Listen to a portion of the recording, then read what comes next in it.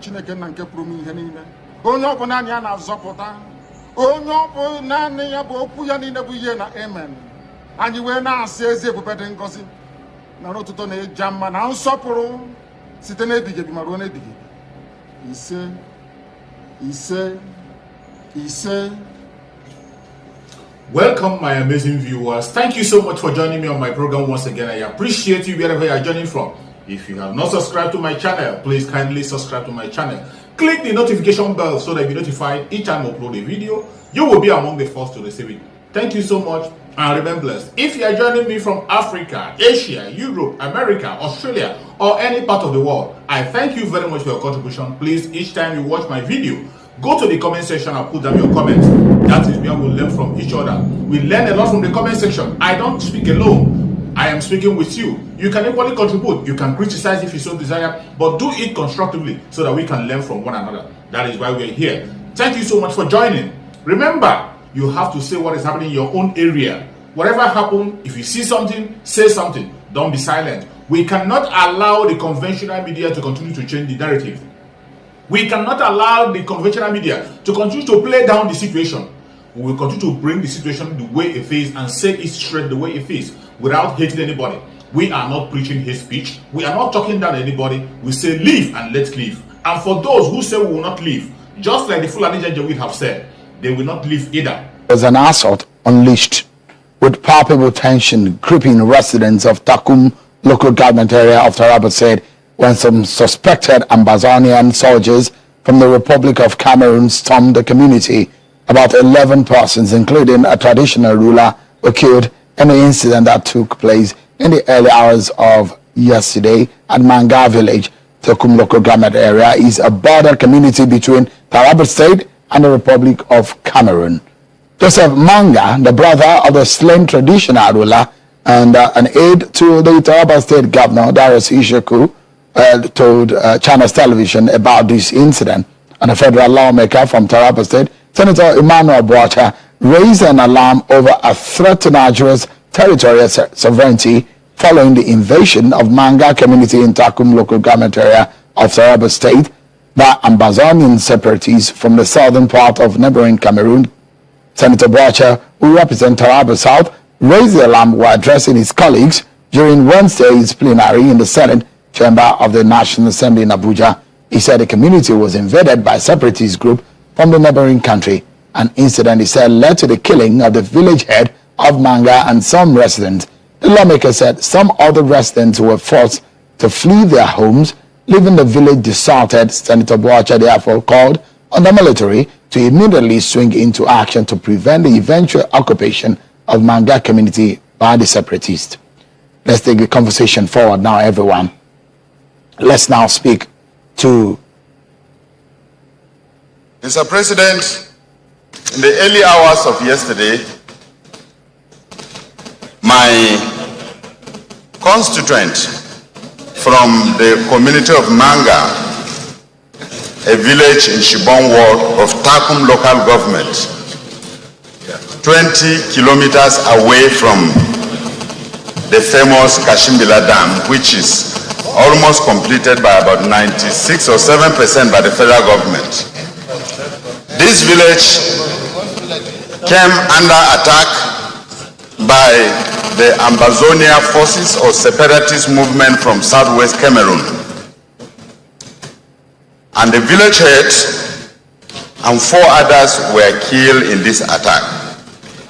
Mr. President, I consider this as an attack on our territorial integrity, like I said, and our sovereignty as an independent nation. What is their motive is yet unknown. Whether they want to expand territory that they want to lay claim for in southwest Cameroon, we are not yet clear. But as I speak, a number of individuals have gone missing and are yet unknown their whereabouts. The village also is razed down. Well, you heard a senator, the lawmaker representing that area in question.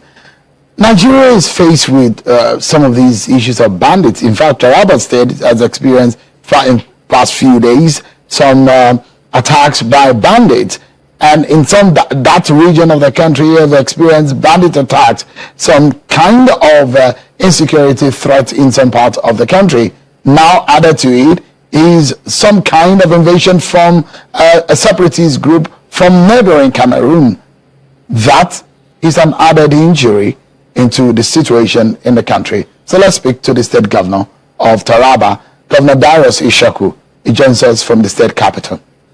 Thank you so much, Your Excellency, for joining us tonight. Let's begin by saying we really commensurate with you on the attack on the people of Manga community and the death of the community leader, whom we understand is also a relative to one of your aides. Let's begin by asking you, we understand that the Ambazonian separatist soldiers who were clamped down by the Cameroonian government were involved in this. What more do we know? Have we for certain know? Can you tell us for certain that they are behind this incident? Well, thank you, Samuel. What you narrated was what happened yesterday. We woke up with that sad news. And unfortunately, Manga is on the other bank of the Lake Kashimila, which is the where the Kashimila Dam is, which is evacuating 40 megawatts to the grid of the federal government already. It's virtually finished, but you can't access it except with a speedboat because all the roads have been cut off due to the impounding of the dam. They came in there at the early hours around 3-4 from what we gathered, and took the village head away from his home, shot him, killed him, tore him open, and then others were being killed along. And so it was yesterday, this morning, we were able to get the correct figure. But since yesterday, I've already asked the military. They had moved in. We talked with their headquarters. They were very cooperative. We moved in. But the real problem is that about 2 years ago, I wrote the defense headquarters to put a naval base in the Kashimila Dam because this dam has gone almost 5 kilometers into Cameroon. And so the Cameroonians find it easier to transport themselves into Nigeria through this dam. And so we need a naval base there. And interestingly, we have a very good airport there, which is even better than the one I have in Jalingo here. It's well built, the runway is solid. I had asked earlier for the Nigerian Air Force to put a base there. But for some reasons, they took the base and put it somewhere else. And my reason then was that with a jet, within 3, 4, 5 minutes, you will check all the problems that are along our border with Cameroon. And with the naval base there, it is easy. Now, those bordering towns of the elections will be assisted once there is a peace. And without this, these people are helpless. They were just killed, mowed down by the rebels. The details is yet to come out. I'm hoping by tonight I should get the details because they meant there throughout yesterday. So later we might get the details. But this is a summary of what happened. Sharon, are you there? Yes, Hello? I'm here. I can hear you. It's a really very sad situation there. The story of your aide, who is a brother to one of the community head, what more can you tell us about it? How does it feel right now? What do you know about that? And what is the situation at the moment? He is the junior brother to the late chief that was assassinated or killed. He's the junior brother. And since yesterday, I have dispatched him to go along with the security agents. He was among those that identified the corpses and they did burial. He He's already home. He's at Manga now with the military, the police, and other forces. They're already there. Probably by the time he comes back, I will know the details of what happened. So what can you tell us also about the community people who have fled that Manga and then the neighboring communities? Are they able to return? Is that place still safe because they fear insecurity or the fear that they cannot longer stay in that area was what led them to flee? A lot of them haven't returned. I'm hoping that they will return now that they have seen the military presence there. The Nigerian military presence and the police is most likely they should have been coming back as of today. But mark you, Taraba has one of the longest borders with Cameroon. We have had this problem in Kurmi about 2 weeks ago, and the brigade commander was there himself to certify. It's just that that one was not as bad as this one. The people ran away from that community. And so there's a need, absolute need, that this boundary must be manned by security agents. The military precisely must man it, because they are well armed, they are separatist group, and when they kill, they run away. So it's not an easy thing. It has to be military to man the border. Our border is very long. It stretches from Takon, where this thing happened, to Kurumi, to Sadona province, the Sadona local government. So it's a very long stretch. It's not a short stretch. And they infiltrate here. Governor, yes. Yes, can you tell us, describe to us how these borders, for a lot of Nigerians who do not know how the borders look, is there any demarcation, is there any wall, is there any fence, is there any way you can distinguish the Nigerian territory from the Cameroonian territory? There's absolutely none. You can walk across the two borders just like you are walking away from taking a walk. There is no border, and they speak the same language. Some are settling in Nigeria, some are in Cameroon. So it's very difficult for you to be able to distinguish. If you are there, you will know that, okay, this is the boundary of Nigeria. But then they intermingle, they move around. Hitherto there was no problem because the Ambazonians or the separatists were not there. But now with the Ambazonians, they are being chased from their country by their own military might. And here, they are now using our own people sometimes as shield. And sometimes they kill them like they've done now willingly. We don't know the details. But I suspect probably they wanted cooperation from these people and they didn't give them. But these are the problems we have. There is no fence, there is no border demarcating or a wall to say that this boundary wall, there's nothing like that exists. But I mean, one is also curious, Governor.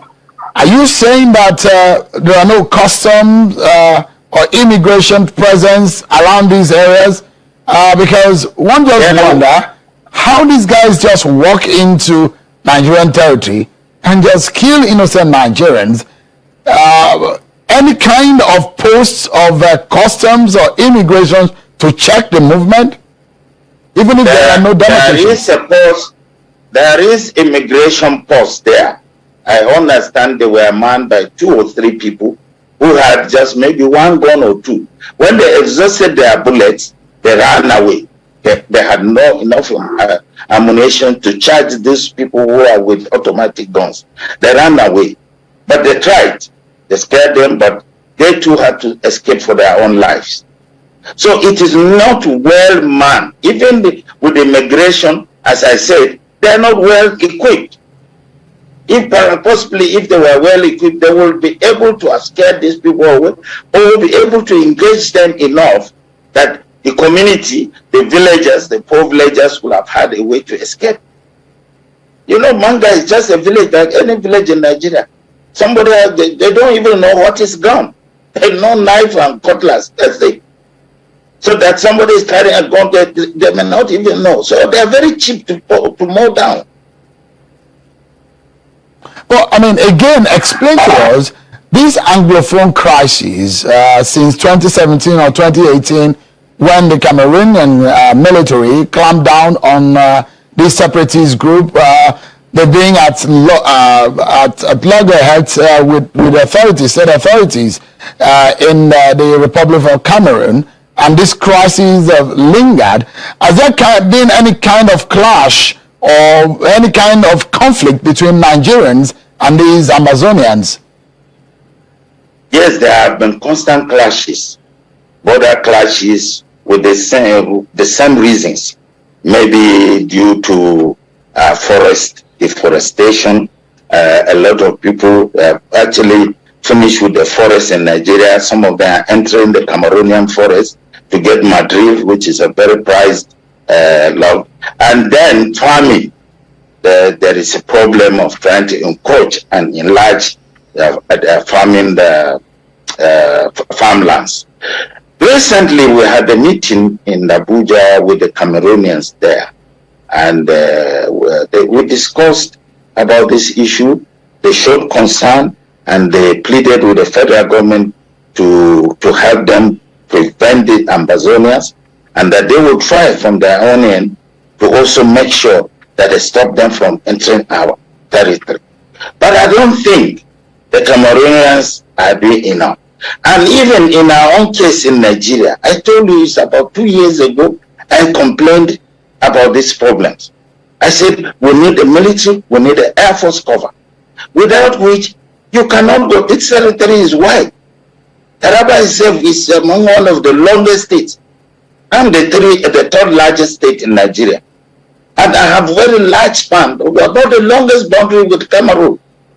And so if you don't man it properly, and with this Ambazonia now problem, definitely you are going to get such crisis. We foresaw it, we asked for assistance, but none was forthcoming. Unfortunately, this one came. So there is a need, absolute need, for the federal government to have interest, because the Kashimila Dam itself is a federal asset. It has 40 megawatts. If you don't know, 40 megawatts is a large quantum of power. If you dedicate it to the Northeast, we will be happy that we will be having like 60% assurance of power. 40 megawatts is a big megawatt.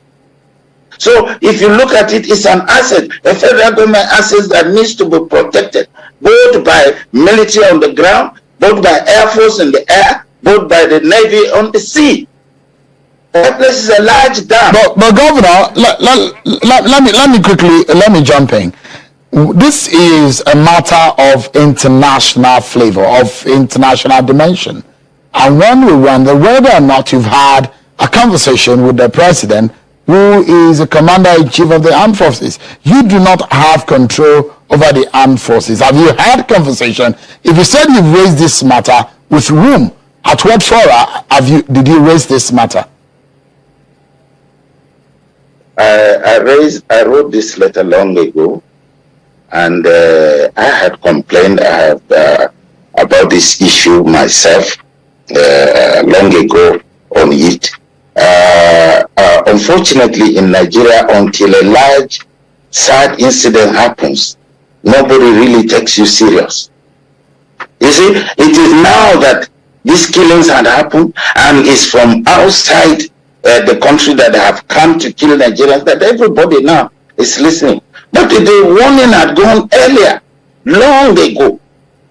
And as I've said, if they had Governor, it is good for us to hold people responsible. No, we want to know, is it the military that you reached out to, or the president himself? I've reached out to the military. I've reached out to the military severally. I have. And they did nothing about it? Absolutely. But you as a governor, you've told your people that you said that you want the people to, you're promising them that you will protect them.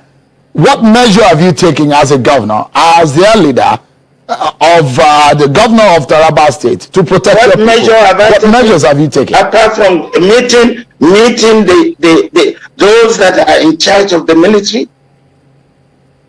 Except if you are saying that a governor should take out and go and face another country. This is a different country. We have had several cases. This is not the first one. There were instances we recovered their guns, so we gave it to the external affairs through the military and so forth. So this is not a new case. That is what I'm telling you. The point I'm making here, Governor, is that this has happened. You said that you will empower your people against this kind of offensive. What have you done in that respect? What is going to happen to the people of Manga? You say I empower them? Empower them in what sense? No. You promised that you are going to empower your people to protect themselves. You are talking about the press conference I said before. I didn't say I'm going to empower them. How do I empower them? How do I empower my people? The guns is not for anybody for sale or to buy. I wish it were so. Then probably the people who are there will have protected themselves. I mean, we are all under the federal government when it comes to military and police. There is literally nothing a state governor can do. We rely on them. What else can a governor do? If I have complained, what else can I do? I wish I knew if this thing was going to happen yesterday. Governor, are you saying that you are helpless in this case? There's nothing, absolutely nothing you can do to protect your people? It's not only me that is helpless. All the governors in Nigeria are helpless. Let me tell you, Sheyi, I have said it times without number. All the governors in Nigeria are helpless. And that is why we are saying, give us state police. If we have state police, I will have ordered the police.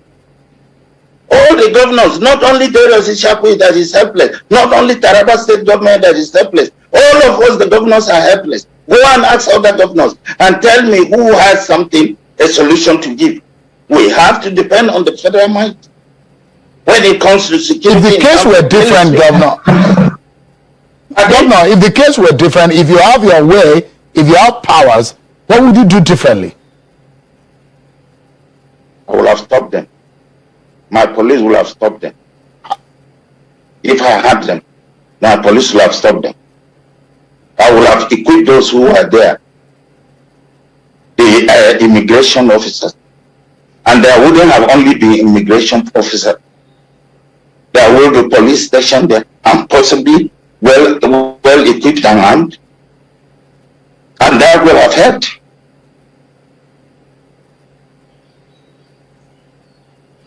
Would you also consider making a fence or building a demarcation or beginning a wall to fence off these demarcation?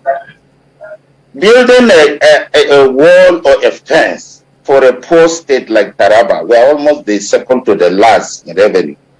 Building a fence, the whole of the whole money that the state has cannot even build, let's say, 10-kilometer fence. Let's be frank. Will I be thinking of the health of the people, the education of the people, infrastructure of the people, providing water of the people, or building a fence? I mean, it doesn't make sense. I would rather be taking care of the things I can handle. And the building plans will not help. And even if it is the government, I will ask them to do the cheapest fence. But if you have people who can man the area, police the area, I'm sure it will reduce this minimally to the least. But Governor, we're due for a break now, but just in about 30 seconds. What about the security vote that is accrued to the state? Would that help? Have you used any part of it for this purpose?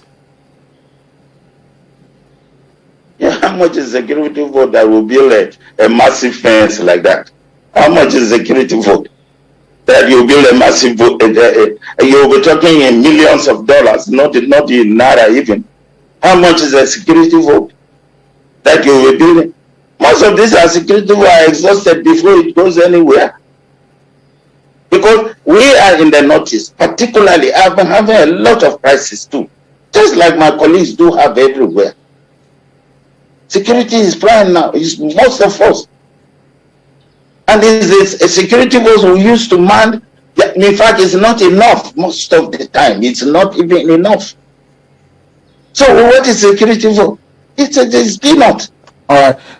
His Excellency, Governor Ishaku, who has been speaking with us from Jalingo over this sad incident in Manga community of Takum, local government area of Taraba State, where Ambazonian separatist soldiers killed several Nigerians, including the village head in that area, who incidentally is also a brother to the aide of the governor. Our closing moments now.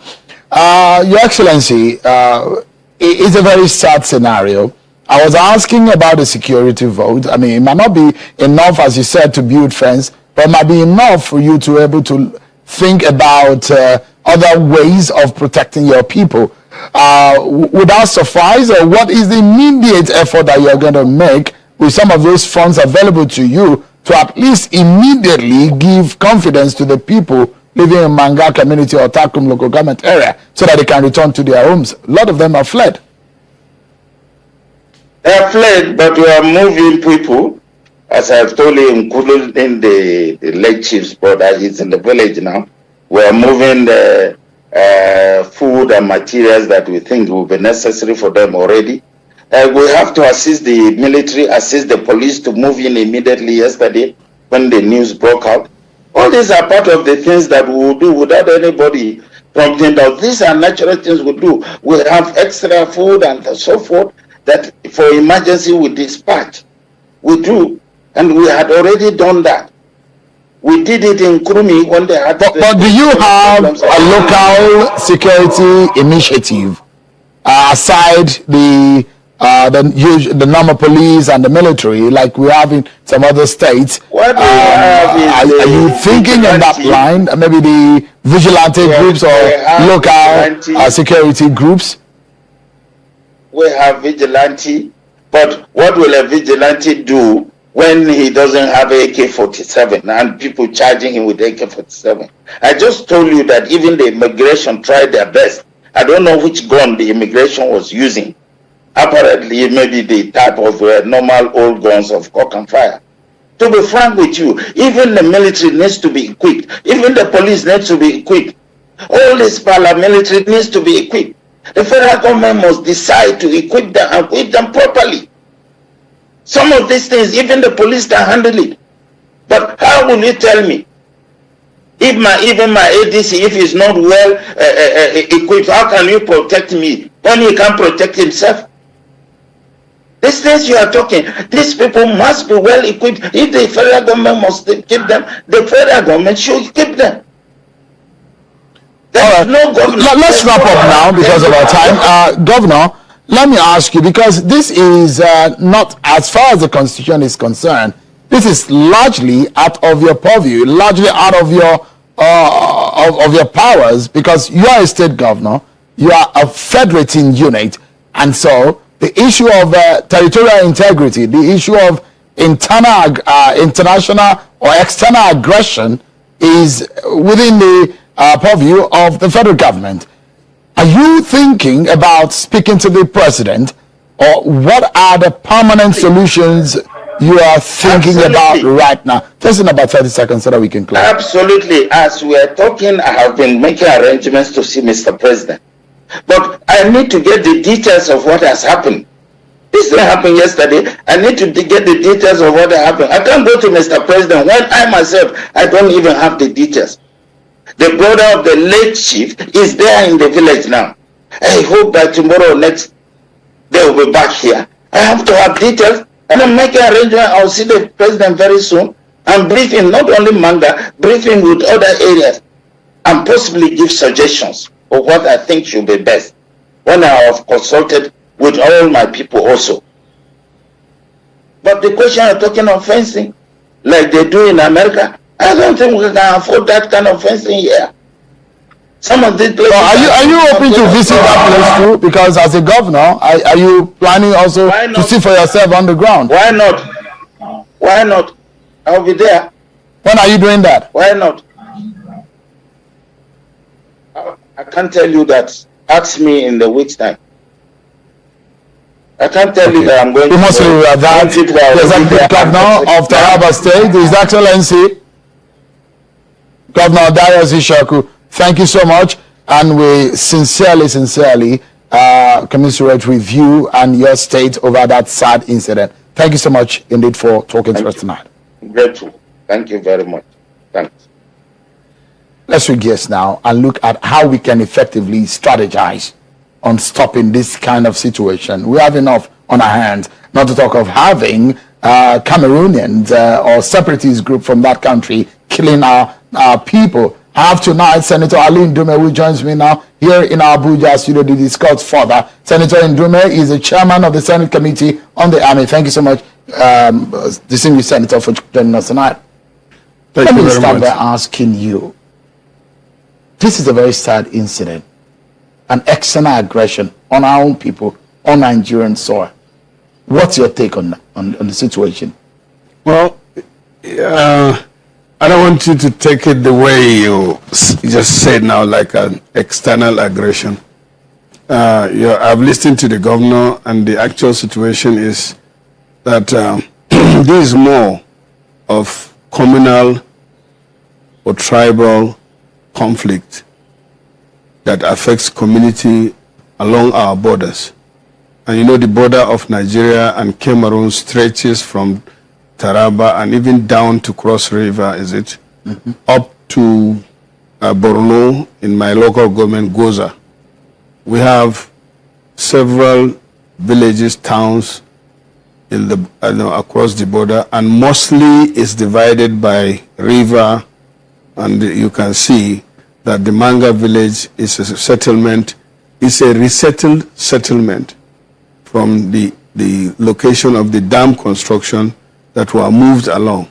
As the governor said, the details are not yet out, but this type of communal clashes between tribes and communities and the river happens, not frequently, but it can happen, especially these days, for basically economic and sometimes political reasons, and in rare cases even religious. I mean, it brings for that whatever is happening in neighboring countries, in other areas that are outside of our jurisdiction, sometimes we need to be conscious of it, and we need to take precautions so that it doesn't spill into our own situation. And the governor said that he had cautioned about things like these to the military, to the leadership of the military, but according to him, nothing has been done. Well, when communities are living together quietly, like in my own, let me use the one I know. In my local government, we have a town called Kirawa. It's a border town. And you have the same Kirawa in Cameroon. And the only demarcation is the river that divides the two. So sometimes even in my local government, if I want to go to Asgeshia, which is another border town that borders Cameroon, it's also river that divides the Asgeshia, Cameroon, and Asgeshia, Nigeria. Then you go further to Kogum, an area, a village called Kogum too. Still, it's a border town in my local government where you have the same tribe. In Kirawa, the same tribe, Mandara, people are living in Nigeria. And right now that I'm speaking to you, there are no Nigerians in the Nigerian part of Kirawa, but life is normal in the Cameroon part because of the insurgency. They have moved over to the Cameroon. So the Nigerians in that community, they no longer live in the Nigerian side. So yes. They moved out. They moved to the next, just across the river. So we thought that most people have returned to their community. No, they are returning. We are talking about returning them. They are ready to return. The Cameroonian government, we visited them recently. They are ready to return, and the governor is planning on returning them all by December, that is next month. And what we need to do now is to rehabilitate their, destroyed houses and infrastructure. But they live right across. I mean, the river dividing Nigeria, Kirawa, and that of Cameroon is not more than 20 meters. That's close. Yeah. I mean, No, you can talk to your neighbor in the Cameroon side. But then, as I'm saying, in this case, they are not only the community, but they were resettled from the dam area. When they were compensated and moved, that is what happened around that Manga area, but I don't have the details. But let me give you sometimes this kind of situation that happened. The Kowon people, that is one village in my local government that share border, the same community of Mafa people. There's a tribe they call Mafa. They live across the border with the Cameroon. And at one time, they had a clash between the Nigerians and another tribe that were living in the same locality, which are different tribes. They had this tribal conflict. When they were fighting, it is natural for those that have neighbor across, just across, will give them support. And the situation nearly degenerated. It took a lot, but then army was not involved and the police were able to contain it. I remember that, was it in I think in the year 2000 or so. But for Cameroon, in Kirawa and Nigeria, the Kirawa Nigeria and Kirawa Cameroon, they are from the same tribe. Is there a threat on our territorial integrity? There? No, I'm asking, in some of these areas. No, with this one is not a threat on our territorial integrity. What happened, as I said, what I'm suspecting, because the reports are not clearly out, is more of a communal clash than issue of... Besides, the Ambazonians are a stateless group. So how can a stateless group attack a country that is a state? But they attack the people. Yeah, that is it. So, but theoretically, we might be trying to find a word to describe it, but people's lives are lost. And so, whether or not their intention is to attack Nigeria, or but now they've killed people, and so that's the reason why. So, but we are concerned. You don't confuse the two, Shehu. What I'm saying is, security to every Nigerian is a constitutional matter, and is, in fact, is the main purpose of government. Absolutely. But that is not to say that, Cameroon or whatever Ambazonia you call them are threatening Nigeria. Those are things. They are threatening Nigerians along the border. There is a community issue that affects Nigerians among the border. Now that this incident has happened here, there, and it continues, before it escalates to a certain level, the government needs to take measures to protect our people across the border community, across the community border. Before, in my local government, where I told you we have 3 or 4 villages that border Cameroon, you don't need police, you don't need anything. You just drive either your motorcycle or car and you stop by the gendarme, or what they call it, gendarme, or Nigerian immigration, asks you where you are going, who are you, then that's all. Nobody was anticipating this, but as the time goes on, as I said, economic issues, pressures come up, political, and this, that creates this kind of a situation. Because but my fear, let me say, while I'm not saying Nigerians should go to sleep, but Nigerians, the way I read from the online social distance, people just talk out of ignorance and escalate a situation to look as if, Nigerians are being attacked by Cameroon and all our people are dying and all that. Well, this incident is a serious one that needs to be looked into. But that is not to say that Nigeria is in any way under threat from any of the neighboring countries. That's what I want to say. And the Nigerian army, because they are engaged in unconventional war everywhere, Cameroon will never dare Nigerians militarily. The Ambazonians, or whatever you call them, they can never dare Nigerians. 1 battalion, 2 battalion will deal with them. But we have scattered problem in the country. Nigerian army is involved everywhere, and as the governor said, because we have been enjoying peace for all these decades, we are thinking that, so the police is not equipped, the army is, the Air Force, virtually managing with absolute equipment for ceremonies. Only once in a year they do Independence Day. But now we are faced with security threats everywhere. Because some of the stories that come up, lately, you will hear that even some of these, the threats within these border communities, even in your Borno state, there were stories as to some communities coming under the shield of these Boko Haram because of some of the other threats that they see, paying them for them to. I mean, these are stories that we hear. That is another mixture. Here we are with the issue in Manga, which the governor said here that he has not received report. We cannot be talking on it in the studio. But I'm asking now. Secondly, the ones we are talking about now is a different thing.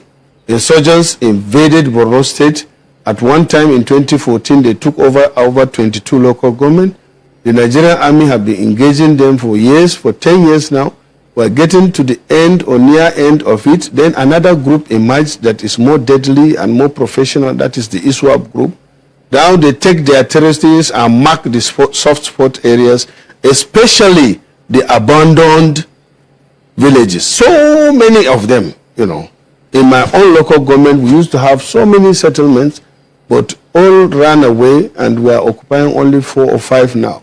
So the other structures that are existing, the insurgents find them convenient, especially on the main highways, to station themselves there. This is why you hear of, like, between Damboa and Biu, it's only about 80 kilometers. But that is like a route of the insurgents, SWAPs, especially they find it convenient to rush across. So they take their time. Thank you so much for your patience to watch from the beginning to the end. I hope you have learned something from the video you have just watched. The video you have just watched is to bring information to your doorstep and for educational purpose. It is not to demonize anybody. Let us watch continuously and see who can be able to make a sense out of every nonsense we are seeing. We must continue. We move. It doesn't matter what they do. It doesn't matter what they say. They will kill us. We will kill them. At the end of the day, Biafra is here. Thank you for watching. If you have not subscribed to the channel, please kindly subscribe to the channel. Click the notification bell so that you're notified each time I upload a video. You will be among the first to receive it. Thank you and remain blessed. Bye-bye. See you again.